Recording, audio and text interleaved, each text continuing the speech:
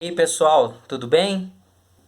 Começando o quinto vídeo do canal Ranks do Futebol Brasileiro. Eu sou Rui Monteiro e espero que vocês gostem do conteúdo que eu estou trazendo essa semana aqui para o canal. Tá? Se você caiu aqui nesse vídeo, como eu já estou acostumando a dizer, né, muito provavelmente é porque você gosta de futebol, é fanático de futebol. Então já vai curtindo aí porque vale a pena. Tá? A gente traz toda semana aqui conteúdos muito interessantes sobre futebol e com certeza você vai gostar do nosso trabalho. E aí você já curte, já inscreve e já mete o dedo no sininho, porque é o melhor jeito de chegar a notificação para vocês aí. Aliás, é o jeito que o YouTube encontrou de avisar vocês quando sair vídeo no canal. Tá bom? Qual que é o tema dessa semana? Ainda naquela ideia das lembranças e da comemoração do tri da Copa do Mundo em 1970 no México, é, eu imaginei uma abordagem sobre aquela seleção um pouco diferente daquilo que eu andei vendo por aí, né? Então eu fiz uma pesquisa bacana aí para trazer para vocês e com enfoque um pouco diferente, que é aonde? São nos 11 jogadores que formaram a base daquela equipe, são os chamados titulares. Por quê? Porque era muito comum naquela época o que o torcedor guardasse do goleiro ao ponto esquerdo, como se falava. Por quê? Porque não tinha nem substituição. É a primeira Copa do Mundo ali que vai ter substituição, né? Nas Copas anteriores não podia substituir. Então, essa Copa do Mundo, assim como era comum na época, ela vai consolidar uma formação de nomes, né, de jogadores, uma formação tática, e essa formação vai entrar para a história como um dos principais times que o mundo já viu. Então todo mundo lembra a escalação da Copa do Mundo de 1970 da seleção brasileira. Eu vou falar um por um daqui a pouco, mas para você já ir habituando e lembrando, principalmente os mais velhos, né? Se você tem mais de 60 anos e está vendo esse vídeo aqui, você vai lembrar de muita coisa que eu vou dizer. Se você é mais novo, vai ter a chance aí de conhecer algumas curiosidades, os números desses jogadores, as glórias deles, né? E como que essa equipe também foi formada. Félix no gol, a zaga com Brito e com Piazza, as laterais com Carlos Alberto na direita e Everaldo na esquerda. Clodoaldo abrindo o meio campo ali, primeiro volante. Gerson e Rivelino fechando o meio campo. Jairzinho, Tostão e Pelé. O trio ofensivo daquela equipe. Então, por que eu falei esses 11 nomes? Porque são esses 11 nomes que vão se consolidar como a formação ideal escolhida pelo Zagallo ali, um pouquinho diferente da formação que vai classificar para a Copa do Mundo, né, treinado pelo João Saldanha. Então, João Saldanha, ele é demitido depois de um empate com o Bangu, por 1-1 no início de março, né? E o Zagallo vai ter já em mãos uma equipe praticamente formada, que ele vai modificar um pouquinho o esquema ali, vai trocar de 4-2-4 para um 4-3-3, né? O quarto elemento do ataque, que na época das eliminatórias era o Edu, né? Ele vai ser substituído, vai entrar o Rivelino, que na época das eliminatórias estava na reserva, né, para compor mais o meio de campo. O Piazza vai sair da volância e vai para a zaga. A zaga que na época das eliminatórias era formada pelo Joel Camargo e pelo Djalma Dias, dupla de zaga do Santos. Com Piazza recuando, vai ser formado por Piazza e Brito. Gerson já estava no meio de campo na eliminatória, era Gerson e Clodoaldo. Vai ficar Gerson, Rivelino e Clodoaldo. O ataque vão ser os quatro eliminatórios menos o Edu. Na eliminatória era Edu, Tostão, Jairzinho e Pelé. Vai ficar só Tostão, Jairzinho e Pelé, no ataque. A lateral esquerda vai sair o Rildo, que era do Saldanha, e vai entrar o Félix, que vai ganhar a posição num rodízio que o Zagallo vai fazer ali antes da Copa. Então, quando a seleção ela vai para o México, ela vai fazer alguns amistosos, essas trocas vão se consolidar.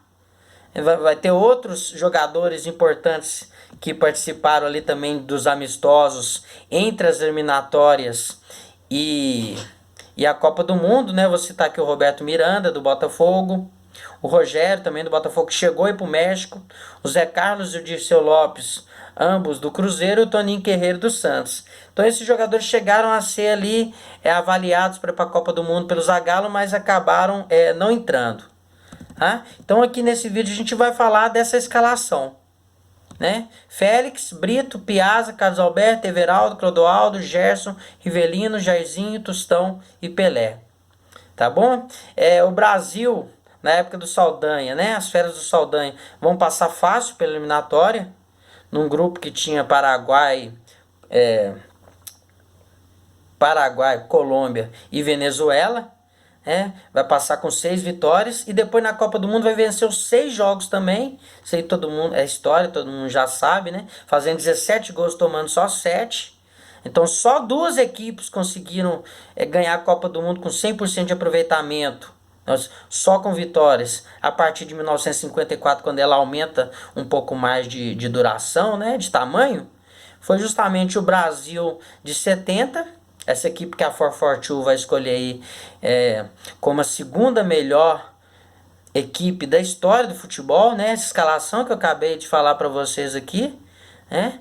E a seleção de 2002 que, por incrível que pareça, a revista inglesa não colocou nem entre as 50 melhores equipes. Eu acho muito esquisito isso, mas tudo bem, né? Então hoje aqui nós vamos conhecer um pouquinho sobre a história desses jogadores, história pessoais deles, né? Vocês sabem quais deles ainda estão entre nós, quais deles já se foram, né? Morreram, quantos, quem são esses, né? Sabia que um deles virou estrela de camisa? Quem é da época aí já tá lembrando, né? Mas você tem que ter mais de 60 anos, meu amigo, se você tá lembrando dessas histórias aqui, né? Foi o mesmo jogador dessa seleção que virou estrela de camisa, foi o que morreu em acidente de trânsito, aos 30 anos, né? Quem que é? Os mais novos aí vão conhecer essa história hoje, né? E o Pelé, todo mundo sabe que é chegado numa artilharia, mas tinha outro jogador ali também que adorava ser artilheiro, né? E os apelidos? Tinha o Papagaio, tinha o Papel, né? Tinha o Capita todo mundo sabe quem que é. O Bigode, só de falar, vocês devem imaginar. Quem é da época aí conhece esses apelidos. Quem não vai conhecer hoje, saber um pouquinho da história desses jogadores aí. Quem é mais antigo é bom para relembrar, quem é mais novo é bom para conhecer melhor a história desse 11 aí que é considerado um dos melhores times que o futebol já viu, né? Então, sem mais delongas aí, vamos direto para a ficha desses craques imortais aí, né? Começando pelo Félix, que na época era goleiro do Fluminense.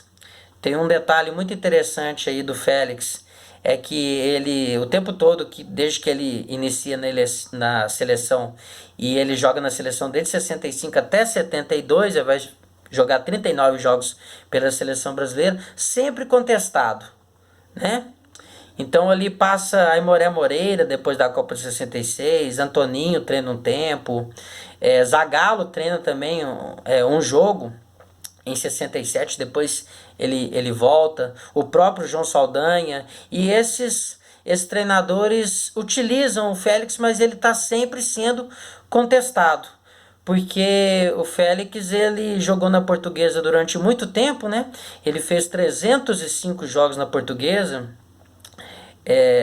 Então ele se consolida como um dos maiores goleiros da história da Portuguesa.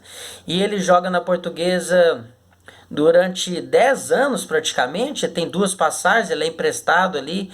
Na primeira passagem dele ele não consegue se firmar como titular. E na segunda passagem ele está sempre revezando a titularidade com Orlando, outro goleiro também histórico da Portuguesa, né? Então ele é super contestado.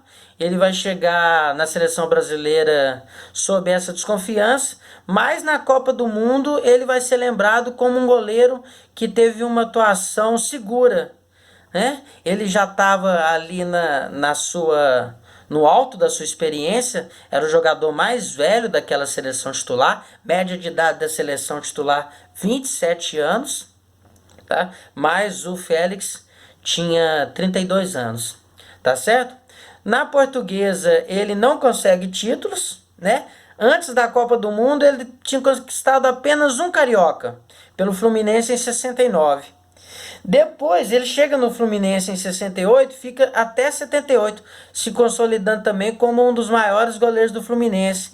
Nessa época, pelo Fluminense, vai chegar a fazer também mais de 300 jogos. Então, olha, é um goleiro que tem mais de 300 jogos por dois times. Né? Então, a carreira dele basicamente Portuguesa e Fluminense. E depois da Copa, ele vai ganhar os cariocas de 71, 73, 75 e 76.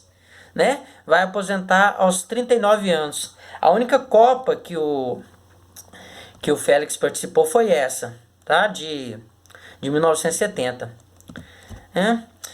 Umas curiosidades aqui sobre o Félix. Ele fez um gol de cabeça uma vez no amistoso em Massachusetts, né? Em 1964, que a Portuguesa venceu por 12-1. Quando estava 10-0, o Félix resolveu ir para a linha de tão fácil que estava o jogo, né? Era um time meio assim, amador. O Félix vai fazer então um gol de cabeça. Muitas vezes o Félix é colocado como o maior goleiro na seleção de todos os tempos Fluminense, né? Não em todas as seleções, porque o Fluminense tem um Castilho, né? Que jogou 4 Copas do Mundo também, de 50 até 62, e que ele aparece mais. É mais considerado aí, talvez o segundo maior goleiro da história do Fluminense, né? Ele é o 22º jogador do Fluminense com mais jogos, o quarto entre os goleiros. Atrás apenas do Castilho, que é o jogador do Fluminense lendário, que mais jogou com a camisa do Fluminense, é o goleiro Castilho, da década de 50. Né? Paulo Vitor, campeão brasileiro pelo Fluminense, em 1984. E do Cavalieri, tá? Que passou o Félix há pouco tempo. Então ele é o quarto goleiro do Fluminense com mais jogos. Né? E detalhe, tinha um outro jogador dessa seleção de 1970 que jogou mais vezes que o Félix com a camisa do Fluminense, que é o Marco Antônio, lateral, que ele vai entrar só na partida contra o Peru, nas quartas de finais. Tá bom? Pessoal, vocês me desculpem se eu não falar muito dos outros jogadores dessa seleção, tá? Vou até falar isso aqui, fazer um parênteses no vídeo, só para comentar, tá? Quem que são esses outros jogadores, além desses 11 que jogaram mais, tá bom? O 12º jogador da seleção brasileira naquela Copa foi o Paulo César Caju, que quando o Gerson vai machucar, o Zagallo vai optar por colocar ele ali entre o meio-campo e o ataque, né? Formando em alguns momentos o quarto jogador ali da linha de ataque. Então ele vai entrar como titular 2 jogos e vai entrar durante a partida em mais 2 jogos. O Marco Antônio, que eu acabei de citar, Roberto Miranda, do Botafogo, né? Edu dos Santos, que é o jogador brasileiro mais novo a disputar uma Copa do Mundo. Em 66 ele tinha só 16 anos, aqui já tinha 20, ele vai disputar as eliminatórias com o João Saldanha, mas vai perder espaço para o Rivelino nessa mudança de tática aí, né? O Fontana, zagueiro, que estava na Copa de 66 também, né? Jogou um jogo só, o Edu e o Fontana. Roberto Miranda e Marco Antônio jogaram 2. Edu jogou 4. E quem não jogou, teve 6 jogadores que não jogaram. Tá? Ado, goleiro do Corinthians. Leão, goleiro do Palmeiras. Baldock, do Palmeiras também. Joel Camargo, zagueiro do Santos. Zé Maria, lateral direito da Portuguesa. E Dadá Maravilha, atacante do Atlético Mineiro. Né? Então, só para fazer esse parênteses aqui, para a gente relembrar desses jogadores. Mas o foco aqui, lembrando, os 11 titulares. Né? Então, para acabar de falar do Félix, lembra do papel que eu falei? O papel era o Félix.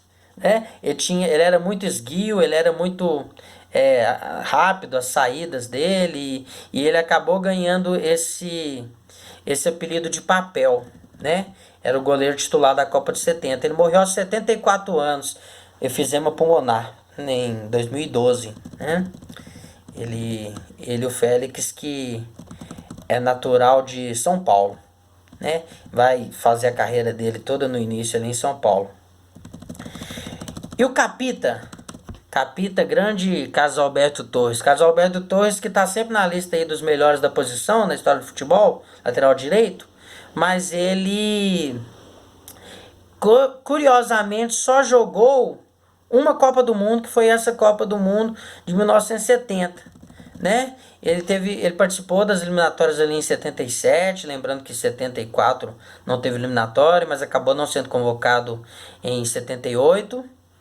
E ele, a única Copa do Mundo que ele vai jogar é a Copa do Mundo de 1970. Capita que é natural do Rio de Janeiro, né? E começou na base do Fluminense. Chegou na Copa do Mundo de 1970 com 25 anos, perto de fazer 26. E os principais times que ele marcou, né? Na verdade, ele marcou em todos os times que ele jogou.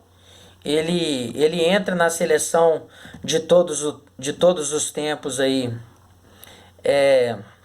do Santos, do Fluminense e até do Botafogo, quando é feito às vezes por uma questão que ele jogou no Botafogo logo depois da Copa do Mundo e ele chega com aquele cartaz todo como o melhor lateral do mundo, né? Muitos vão colocar ele ali na lateral direito do Botafogo, apesar de ter feito só 22 jogos lá em 1971.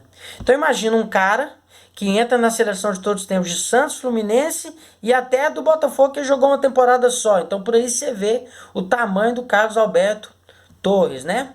No Santos ele fez 445 jogos com a camisa do Santos. Ele é o 11º jogador que mais atuou pelo Santos. Só nessa Copa do Mundo teve 4 jogadores do Santos que estão entre os 11 que mais atuaram pelo time santista.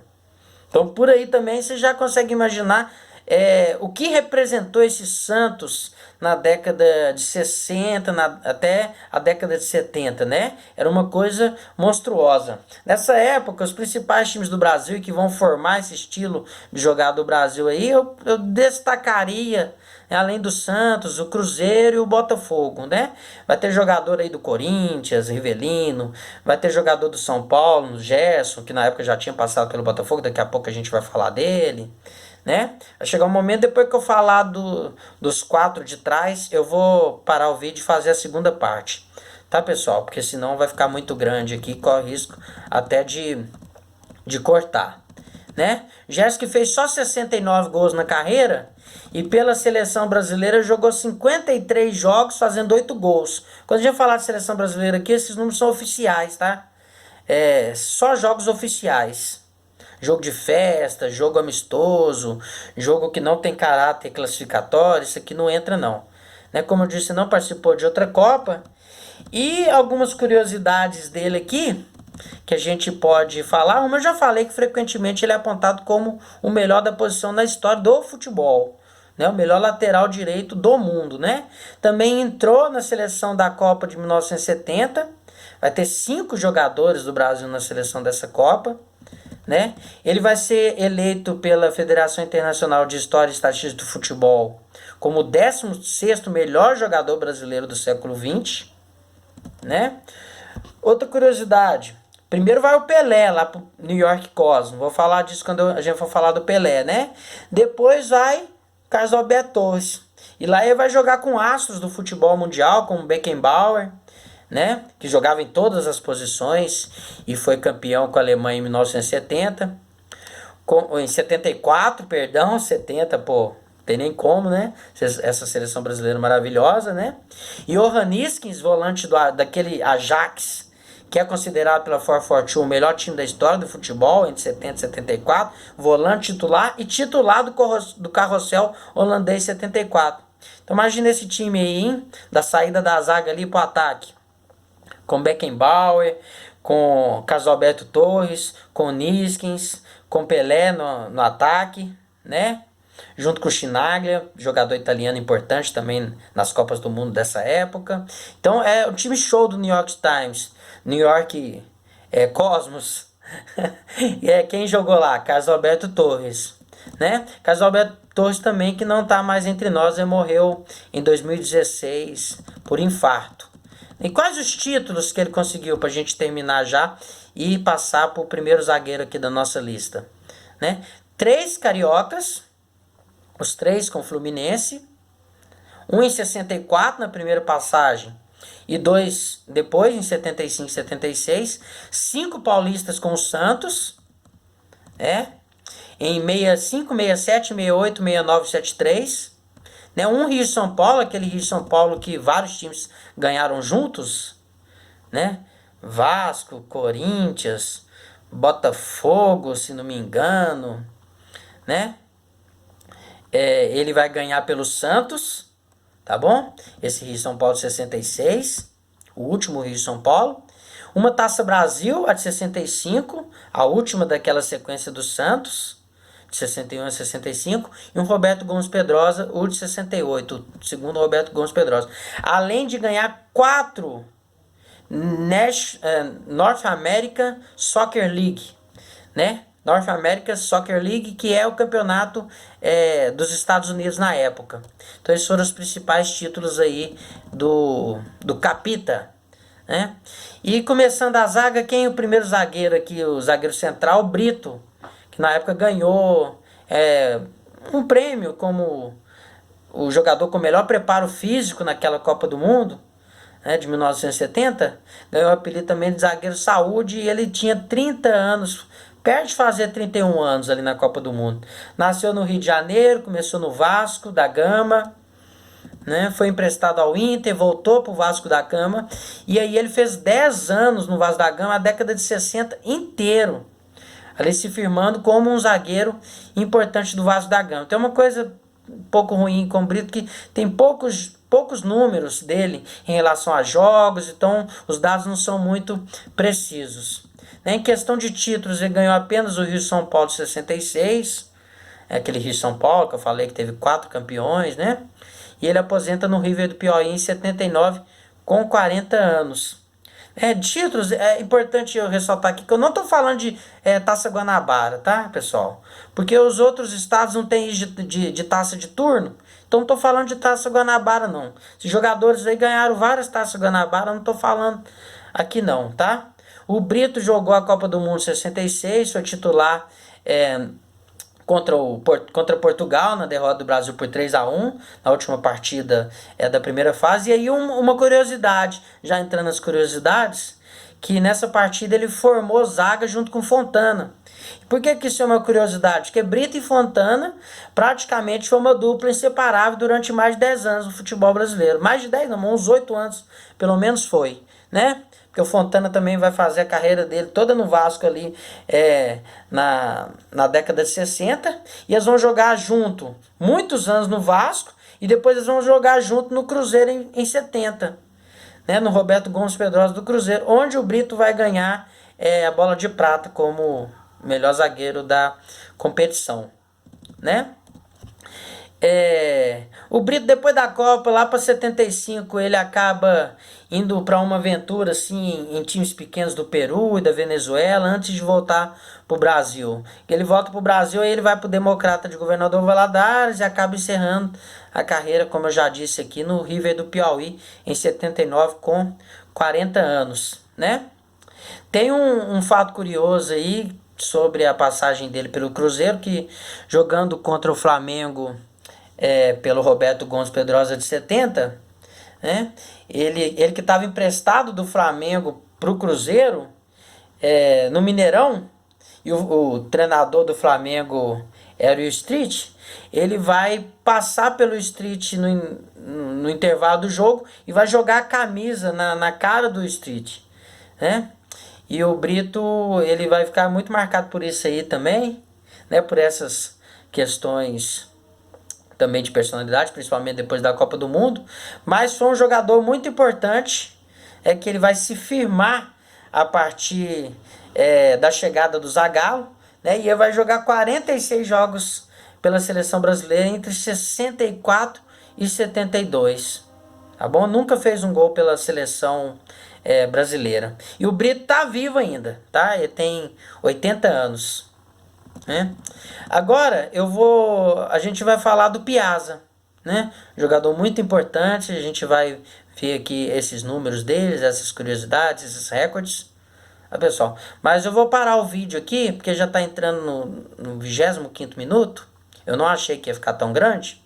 E aí eu vou parar o vídeo aqui e a gente volta para falar dos últimos 8 jogadores dessa seleção inesquecível, marcante, um dos melhores times que já existiu na história do futebol, né? E dentre esses 8 jogadores aí, os míticos 5 camisas 10 de Zagallo, que nem todos jogavam com a camisa 10 em seus times na época, mas eram verdadeiros camisas 10 à moda antiga, né? Então, eu vou parar esse vídeo aqui e vou colocar logo na sequência a parte 2.